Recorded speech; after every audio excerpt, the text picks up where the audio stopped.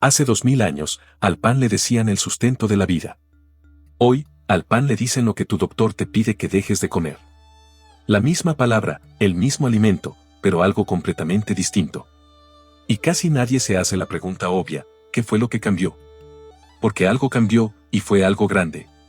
El pan no pasó de ser la base de la salud humana durante miles de años a convertirse de la nada en el enemigo.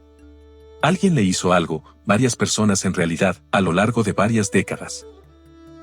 Para cuando terminaron, el pan que tienes ahorita en tu cocina casi no tenía nada que ver con el pan que alimentó a civilizaciones enteras. Y sé lo que algunos están pensando, es solo pan, ¿qué tan diferente puede ser? Muy diferente. Para cuando termine este video, vas a ver esa bolsa de pan en tu alacena de una forma completamente distinta. Esta es esa historia. Y empieza no en una fábrica, no en un anaquel, sino en un campo. El trigo que crecía en la antigua Israel, el trigo que Jesús partió en la última cena, el trigo que Ruth recogía en los campos de Booz, el trigo que José guardaba en los graneros de Egipto, no era el trigo que tú conoces. Se llamaba a veces escanda, a veces espelta. Eran granos ancestrales, silvestres, plantas altas y tercas que crecían lento, daban cosechas modestas y prácticamente no habían cambiado en miles de años. Los tallos medían 5 o 6 pies de altura, meciéndose con el viento por las colinas de Galilea. Si te parabas en un campo de escanda, el grano te llegaba al pecho, nada que ver con el trigo industrial, bajito y compacto, de los monocultivos actuales. Y el grano que producían era fundamentalmente distinto. Tenía menos cromosomas, 14 en la escanda, 28 en el M, comparado con 42 en el trigo moderno. Una estructura de gluten más simple, más proteína, más fibra, más minerales, más de todo lo que tu cuerpo en verdad necesita, y menos de todo lo que hoy causa problemas.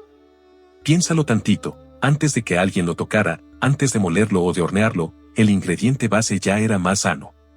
Pero aquí es donde da vuelta toda la historia, nadie simplemente molía ese grano y se lo comía. Lo fermentaban. Todo el pan del mundo antiguo era masa madre.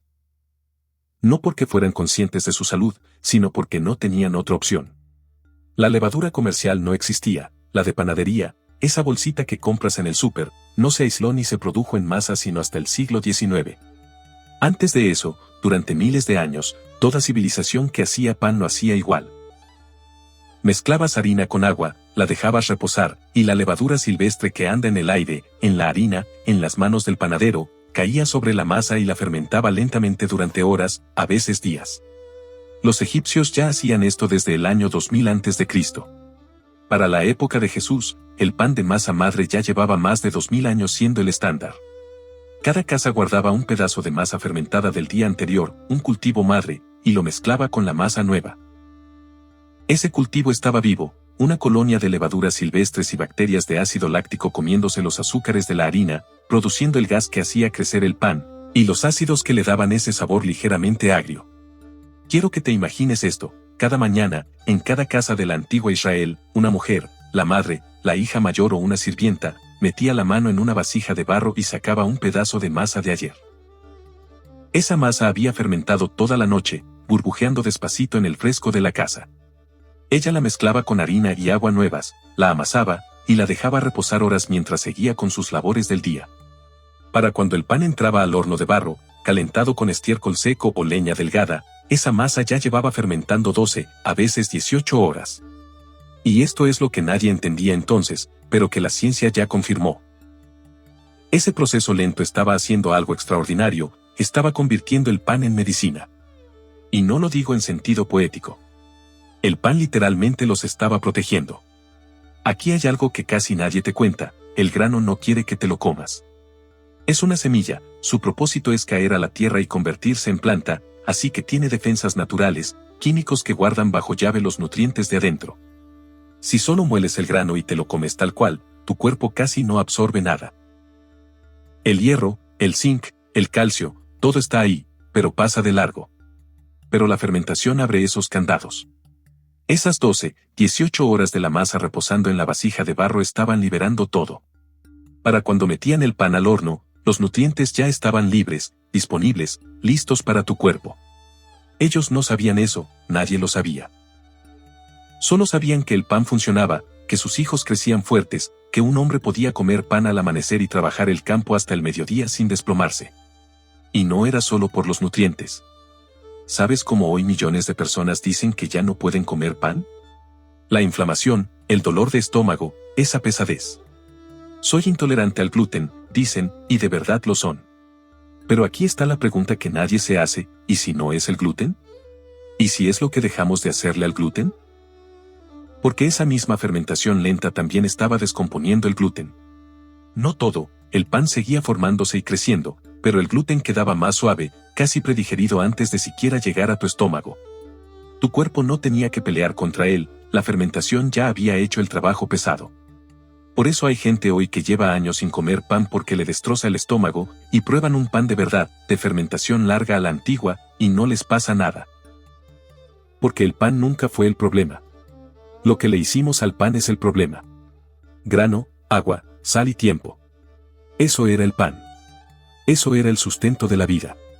Eso fue lo que Jesús partió con sus manos y les dio a sus discípulos diciendo, esto es mi cuerpo. Y como el pan bíblico no se parece en nada al que conocemos hoy, hubo 4 cambios drásticos que lo transformaron por completo. Primero, cambiaron el trigo. En los años 1950 y 60, los científicos decidieron arreglar el trigo. La población mundial estaba explotando, la gente se moría de hambre, y el trigo antiguo no rendía lo suficiente. Desarrollaron variedades nuevas, más bajitas y resistentes, con rendimientos muchísimo más altos. Un hombre llamado Norman Borlaug lideró ese esfuerzo, ganó el Premio Nobel de la Paz, y se le atribuye haber salvado a 1.000 millones de vidas. El hambre era real, la crisis era real, la intención era buena. Pero el trigo nuevo era una planta distinta. Su gluten era más fuerte, más agresivo, excelente para pan de fábrica esponjosito, pero terrible para la digestión humana, una estructura de proteína que el cuerpo humano jamás había enfrentado en toda nuestra historia. Nadie se preguntó si eso importaba, porque nadie estaba pensando en estómagos, estaban pensando en cosechas. Segundo, destriparon la harina. En el mundo antiguo, el grano se molía entre 2 piedras, despacio, y todo se quedaba adentro, la fibra, las vitaminas, los minerales, los aceites. La harina era café, gruesa y llena de nutrición. Jesús mismo hablaba de esto en Mateo 24, 41, 2 mujeres estarán moliendo en un molino, la una será tomada y la otra será dejada. Moler grano era tan diario que lo usó como ejemplo, algo que todos entenderían al instante. Después llegaron los molinos de rodillos de acero, a finales del 1800, capaces de separar el grano en partes, le quitaban la fibra, le quitaban los nutrientes, y quedaba puro almidón blanco, bonito, ligero y nutricionalmente vacío. Y como sabían que quedaba vacía, tuvieron que agregarle vitaminas sintéticas de regreso. Eso es lo que significa harina enriquecida en la etiqueta, le robaron la nutrición real y le rociaron una imitación barata de una parte de ella. Es como si alguien quemara tu casa y te diera una casa de campaña diciendo, ten, aquí está tu casa mejorada. Y aquí hay algo que la historia nos ha tratado de enseñar y seguimos sin aprender, en el mundo antiguo, el pan blanco existía, pero solo los ricos podían pagarlo. Los pobres comían el pan integral, oscuro y pesado. Cuando los arqueólogos desentierran restos de esa época, los ricos que comían el pan blanco elegante tenían peores dientes, huesos más débiles y más enfermedades que los trabajadores que comían el pan integral, el inferior. El pan caro era el pan malo hace 2000 años, y nosotros volteamos e hicimos de ese pan el estándar para el mundo entero. Tercero, mataron la fermentación. La levadura comercial, rápida y producida en masa, reemplazó a los cultivos de masa madre en la mayoría de las panaderías para mediados del siglo XX, por la razón más vieja del mundo, el dinero. Un pan de masa madre tarda de 12 a 24 horas, un pan con levadura comercial tarda de 1 a 2 horas, a veces menos. En una fábrica que produce 10.000 piezas al día, esa diferencia lo es todo. Cuando mataron la fermentación, mataron todo lo demás. Los nutrientes se quedaron encerrados bajo llave, el gluten se quedó duro, los azúcares se quedaron rápidos. El pan dejó de ser un alimento vivo y se convirtió en masa que se inflaba rápido y se metía al horno antes de que pasara algo bueno. Pan rápido, pan barato, pan rentable, pan muerto. Cuarto, le agregaron cosas que no tienen nada que hacer en el pan. Gas cloro, bombeado a la harina para hacerla más blanca, el mismo químico usado como arma en la Primera Guerra Mundial, ahí, en tu harina, nada más para que se vea más bonita en el anaquel. Bromato de potasio, agregado para hacer la masa más fuerte y el pan más esponjoso, relacionado con el cáncer y clasificado como posible carcinógeno para el humano. Azodicarbonamida, un acondicionador de masa que también se usa para hacer tapetes de yoga y suelas de zapatos. Conservadores, para que el pan aguante semanas en el anaquel, cuando el pan antiguo duraba 2, máximo 3 días. Y jarabe de maíz de alta fructosa, porque muchas marcas comerciales endulzan el pan para que sepa un poco mejor y lo vuelvas a comprar la próxima semana. Ve a tu cocina, toma esa bolsa de pan, voltéala y cuenta los ingredientes. Si tiene más de 5, no está sosteniendo pan, está sosteniendo un producto diseñado para parecerse al pan, costar casi nada de fabricar, durar casi para siempre en el anaquel y generar la mayor ganancia posible. Eso no es pan. Es un modelo de negocio con forma de bolillo. Jesús, en la última cena, tomó pan. Lucas 22, 19. Dio gracias, lo partió y dijo, esto es mi cuerpo, entregado por ustedes, hagan esto en memoria de mí. De todo lo que existía en el mundo, eligió el pan. Porque el pan era puro, era honesto, era lo único que cada persona en ese cuarto entendía. Rico o pobre, joven o viejo, todos conocían el pan, todos habían visto a su madre hacerlo, todos habían arrancado un pedazo de un pan calientito y se lo habían comido con las manos. El pan era vida. Y Jesús dijo, esto soy yo. 4 ingredientes, grano, agua, sal, tiempo. Nada escondido, nada falso, nada agregado. En conclusión, el pan bíblico era grano ancestral sin cambios durante miles de años, molido entero entre 2 piedras, fermentado lenta y pacientemente medio día o más, horneado fresco en un horno de barro, comido ese mismo día o al siguiente. Tu cuerpo recibía cada nutriente, tu estómago lo procesaba sin problema, tu energía te duraba horas. 4 ingredientes. El pan moderno es trigo nuevo que tu cuerpo jamás había visto, despojado de todo lo bueno, remendado con vitaminas sintéticas, crecido en 1 hora, cargado de blanqueadores, químicos, conservadores y jarabe de maíz. Tu azúcar en la sangre se dispara, tu intestino pelea contra él, tu energía se derrumba. De 20 a 30 ingredientes, la mitad de un laboratorio. La misma palabra. Una cosa completamente distinta.